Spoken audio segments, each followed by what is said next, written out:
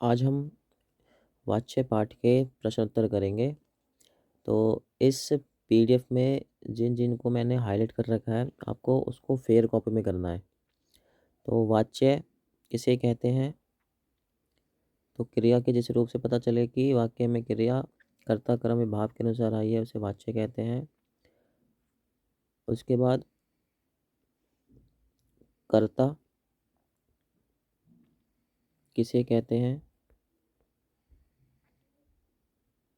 कर्ता किसे कहते हैं? उसका उत्तर काम के करने वाले को कर्ता कहते हैं। ऐसे ही क्रिया क्रिया किसे कहते हैं? क्रिया किसे कहते हैं? तो काम किए जाने या होने को क्रिया कहते हैं। काम किए जाने या होने को क्रिया कहते हैं। कर्म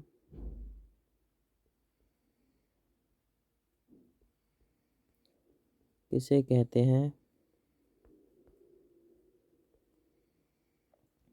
तो कर्ता द्वारा किए गए कार्य का फल जिस पे पड़ता है उसे कर्म कहते हैं। वाच्य के कितने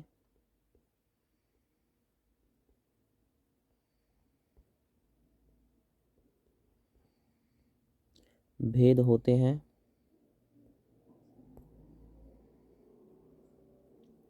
वाच्य के कितने भेद होते हैं? तो वाच्य के 3 भेद होते हैं: कृतवाच्य, कर्मवाच्य, भाववाच्य। आगे कर्तवाच्य किसे कहते हैं?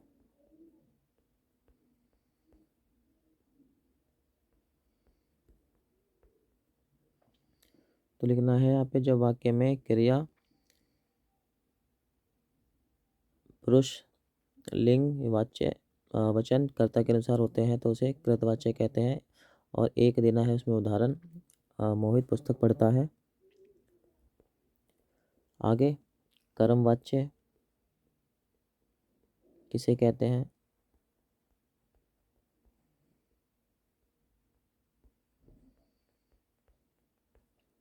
तो जिस वाक्य में क्रिया लिंग वचन कर्म के अनुसार होते हैं उसे कर्मवाच्य कहते हैं। उसे कर्मवाच्य कहते हैं। और साथ में यहाँ पर क्रिया का मुख्य संबंध किससे होता है? कर्म से होता है। और एक उदाहरण रोहित के द्वारा पुस्तक पढ़ी जाती है। ऐसे ही आगे भाववाच्य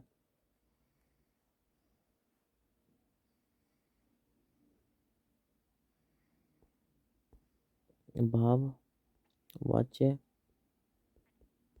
किसे कहते हैं?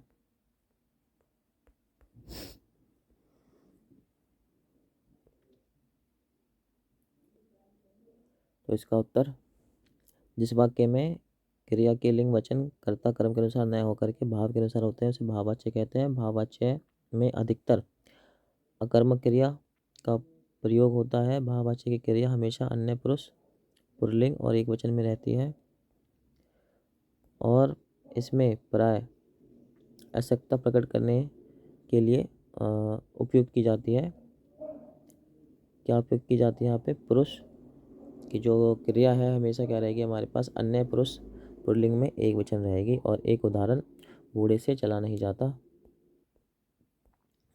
आगे वाच्य परिवर्तन में कृतवाच्य से कर्मवाच्य बनाना उसके नियम लिखने हैं आपको।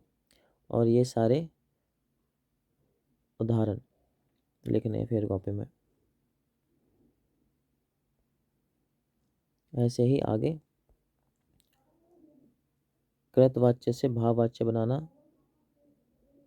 तो कृतवाच्य से भाववाच्य बनाने के नियम और ये उसके कुछ उदाहरण फेयर कॉपी में लिखने हैं।